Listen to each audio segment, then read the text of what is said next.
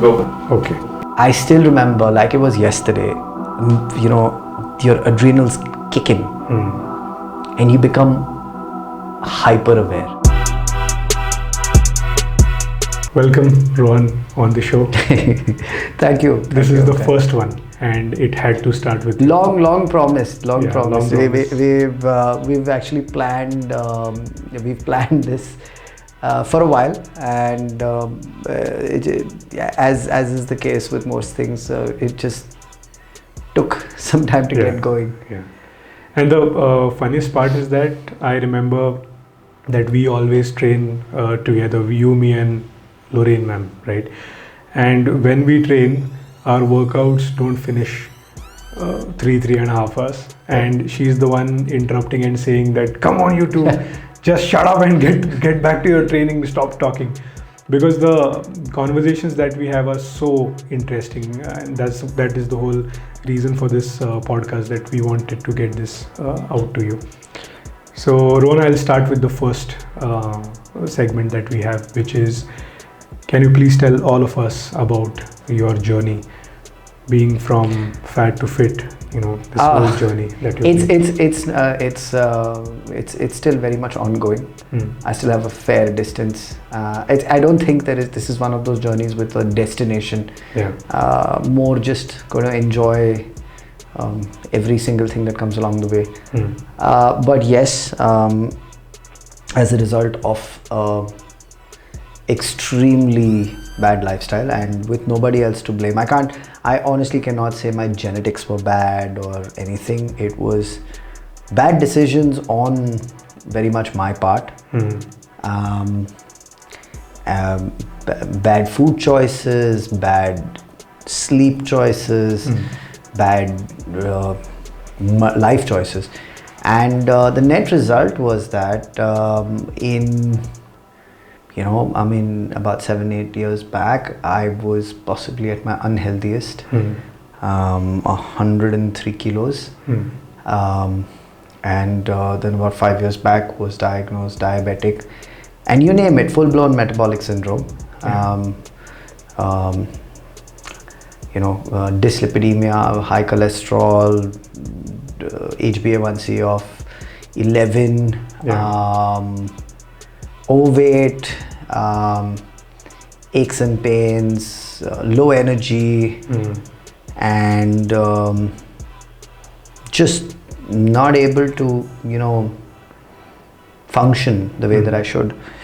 And then, of course, as is the case, I ran into a mutual friend with Kaizad, and that's what got the ball rolling. And then one thing led to another. I managed to get myself.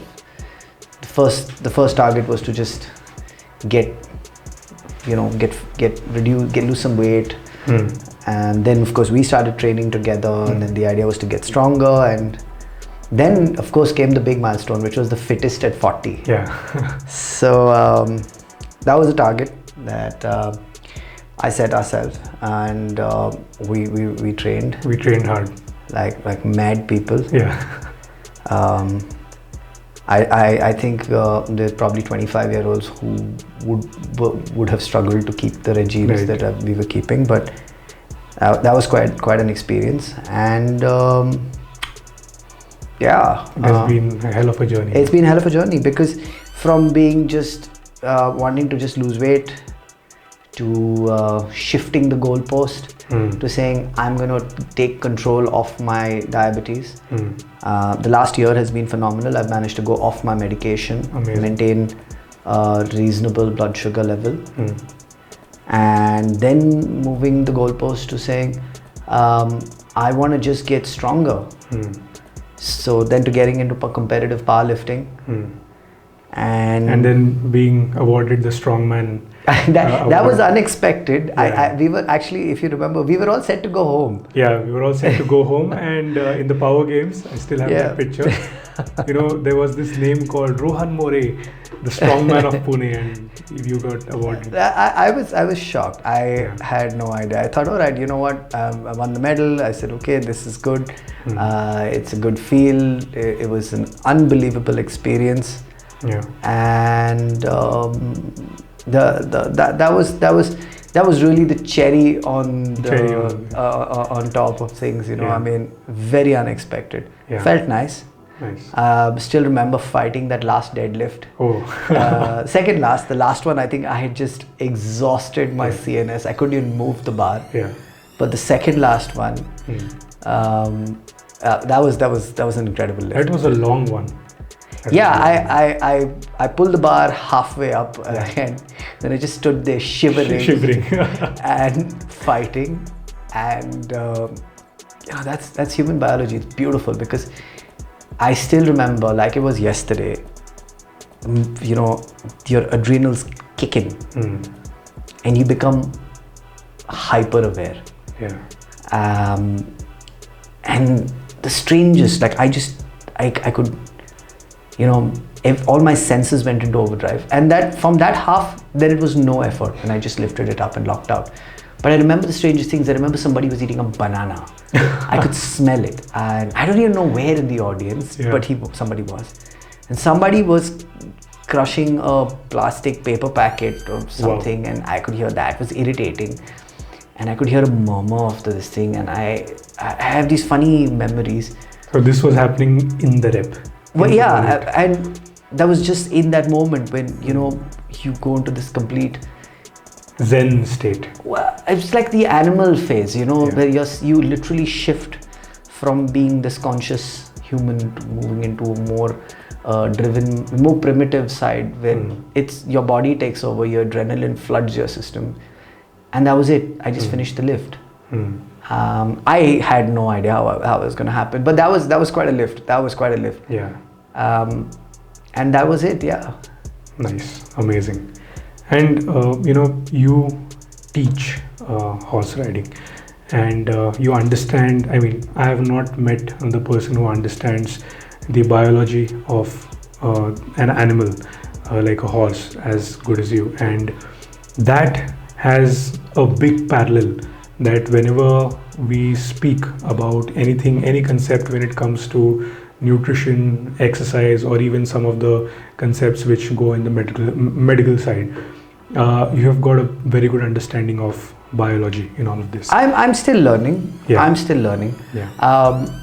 That's one of the things that, you know, when I made the big change very recently, and this is where, you know, I feel my age, because Instagram is still something I'm discovering. I'm still a Facebook guy. Right. But when we talk about me choosing my my handle, I chose a handle called the Bionaut. The Bionaut. And it was really quite simple. We call people who discover space as astronauts. Right. Or the Russians call them cosmonaut because they are the explorers of the cosmos. Yeah. We call you know, people who explore the sea or the oceans as aquanauts, and it comes from the Greek word nautilus. Okay, or people who basically travel or explore this, you know, explorers. And the word bio being, you know, me interested in exploring my biology, what makes my body the way it is. And we're all biologically unique. What works for me may not work for you. And I can say this today, but, you know, discovering that I was diabetic actually became one of the best things that happened to me, because it forced me to take a very hard look at my life. Right. My life choices, the decisions that I made. And it forced me to make changes. Right. And to educate myself. It forced me, and you know what, we met. That's probably one of the biggest these things, because what a journey it's been, Omkar. It's been what, 3 years now? 3 years. Yeah. And 3 phenomenal years where I've learned so much, I've discovered so much. So yeah, I mean, it's been quite an amazing journey, because we've kind of really looked forward to spending time in the gym. It is as much time for us to kind of, you know, exercise, but also kind of just discuss multiples of things. Right.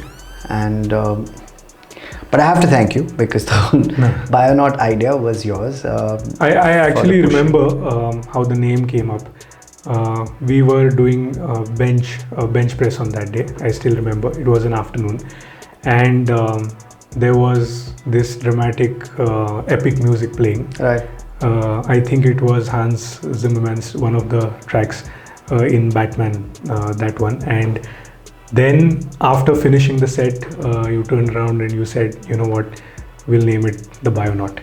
That's how it, I have no remembrance. Yeah. I don't remember this, but okay. We were discussing about naming a pre-workout first, Right. and we were trying to find a name for a pre-workout, and that's where Bionaut popped up, and you said, "No, this is not for the pre-workout. That is something different, but this is what we'll call, just this whole experience." Yeah, well, pre-workouts. Well, that's always that's always been a topic of great interest for me. Yeah.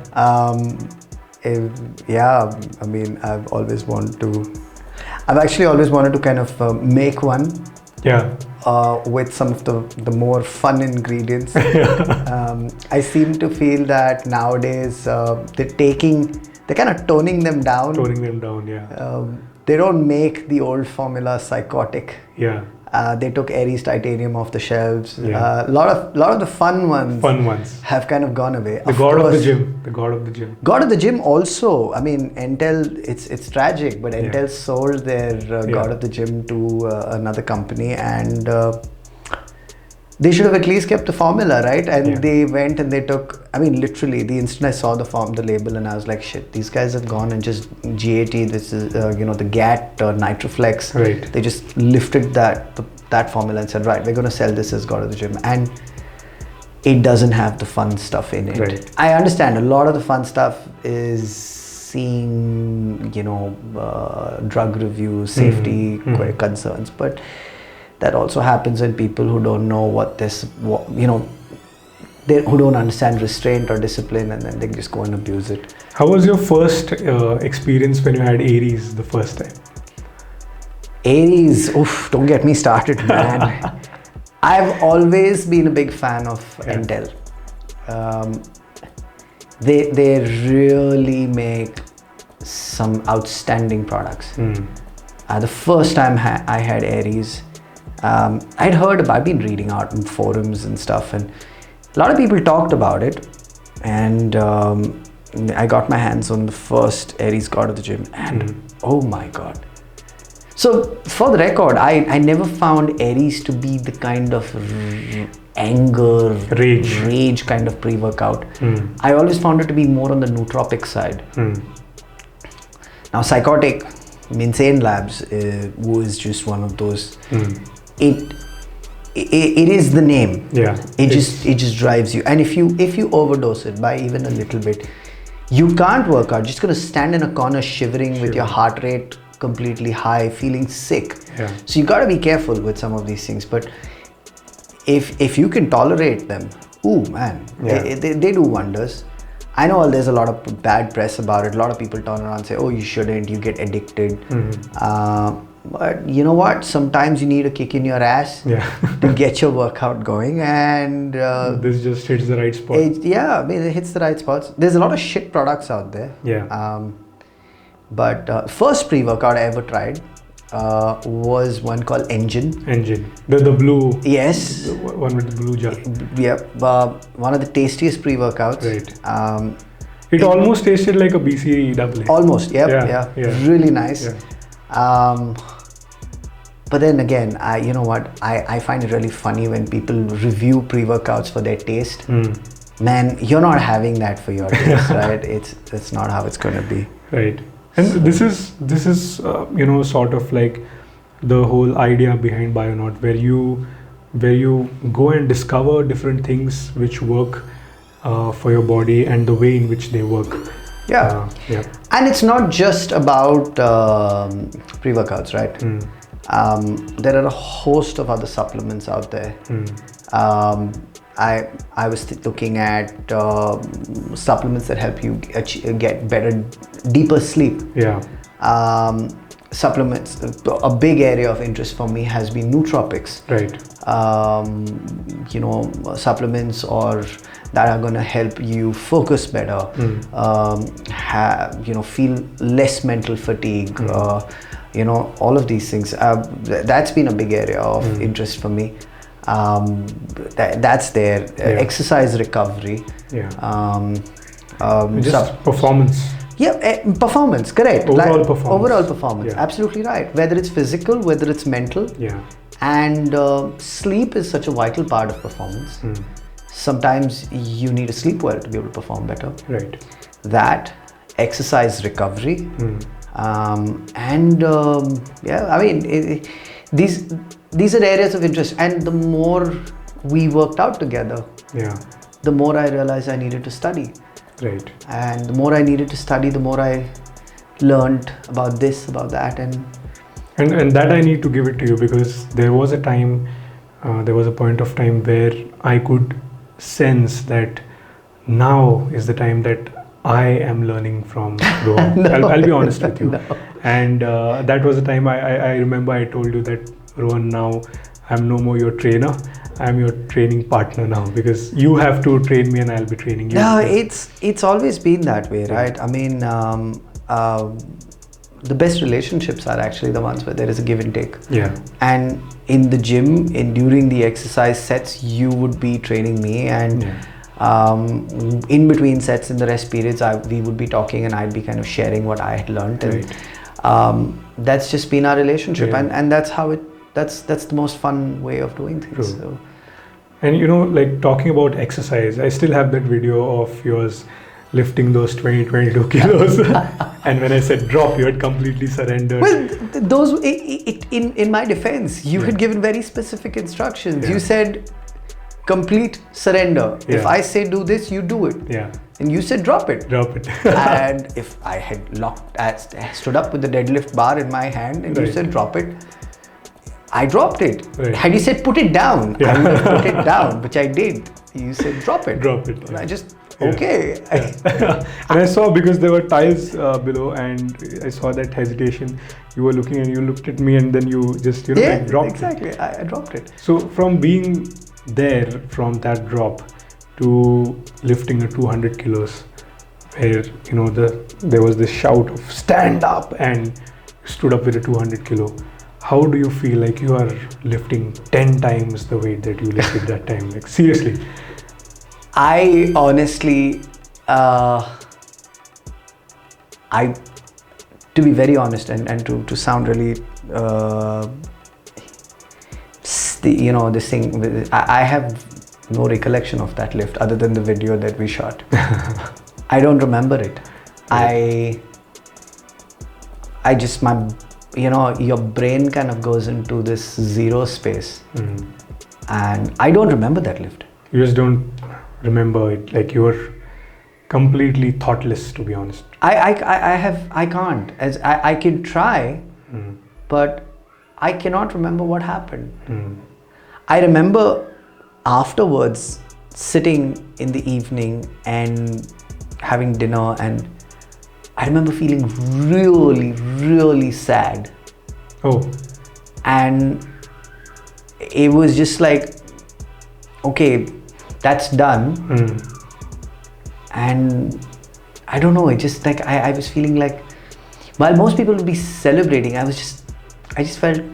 And I remember after the lift, you just sat down, and I could see that blank, that empty space in your eyes, like you're just looking out there somewhere. I have no recollection. There was no thought.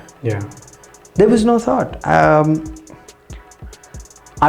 wish I could have remembered, but I don't. And that's been the case for most of my PRs.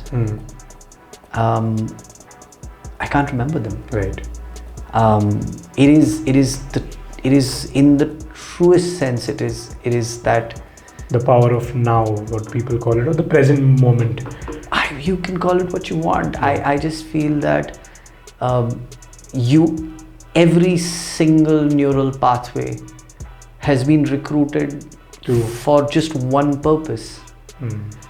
Every single motor unit is just firing to finish achieve the lift, that particular task. to get the lift. And your conscious brain, the one that is sort of flooding your mind with, are you sure you can do this? Maybe you shouldn't do this. Maybe your back should be this, or maybe there is that thing. Is your form correct? Are you gripping right? Are you doing this? Are you doing that? All of these thoughts are there. They all are there.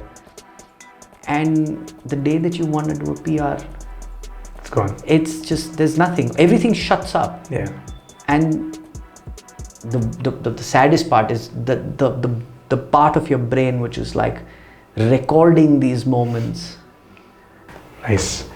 And Rohan, when you started going into this whole space of Olympic lifting, and when we started doing the clean and jerk, when we started doing the split, I remember you talking about gravity in a very, very different way, because you were relating gravity to horse riding.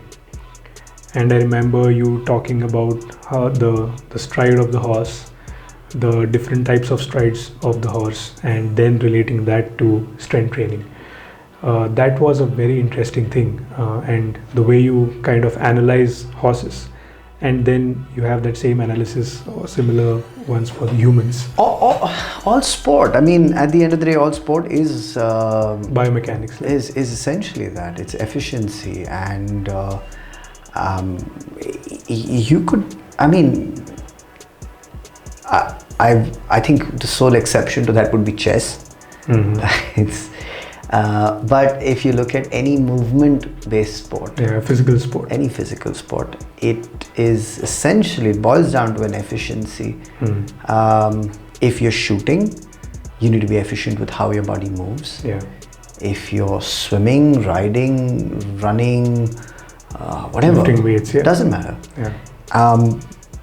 Gravity, and essentially, when you watch some of the top athletes, the Olympic lifters, and you learn that essentially these guys are just, they are trying to accelerate themselves faster than that 9.8 meters per second. That's it. That's it. Yeah. That's to get under the bar before the bar goes down. Yeah. So it's just that. It's and that's the beautiful part. For me, when you consider Olympic lifting, it's I always ask this question to students with when it comes to riding. Time is actually a more fun concept to talk about. Right. 60 seconds on my watch is 60 seconds on your watch. Yeah.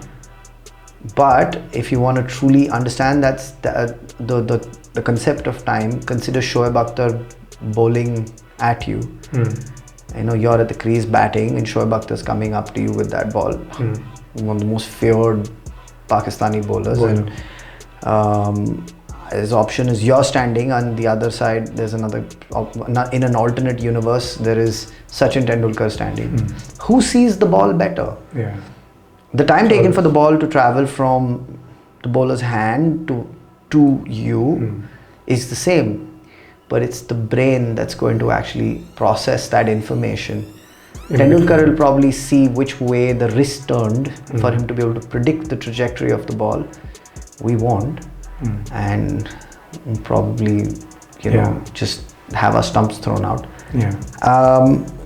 And that's the beautiful part. That's the human mind. That's how it works. Yeah, because I remember we talking about this particular book which you introduced, which was Range. Yes, Epstein. By David Epstein, and there he speaks about the whole generalist and specialist difference, and that is how I think you having this whole area of expertise in the biology of animals and horses, I think has a big advantage when it comes to studying or researching or even applying things for the bionaut. I just see it's always been just a question of just enjoying stuff. Our conversations today are in front of a camera, but I wish we had cameras at certain times to just sit down and it's been good, but that's the truth. It is I like reading, and that's that.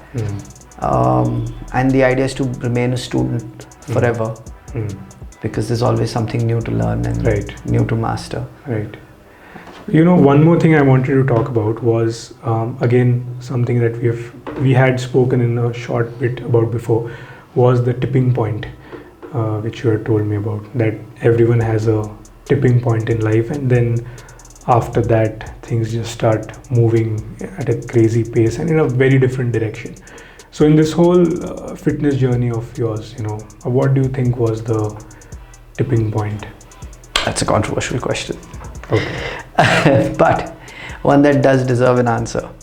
I always worked out. I mean, we always worked out together. But at one of the most difficult parts of my life, where I was kind of going through a huge personal crisis, and my marriage was not exactly in a very good place, and things were moving in a very unfortunate, unnecessary direction.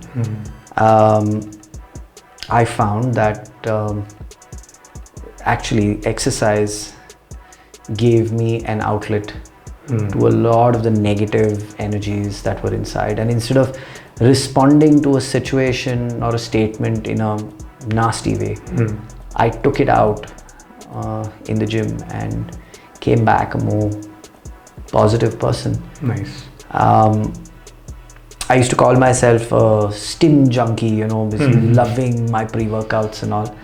But then I realized that I'm actually more a endorphin junkie, which is just enjoy the buzz from a good workout. Because most of your personal bests have been without a pre-workout. Without a pre-workout, with severe fatigue or majorly lack of sleep. Right.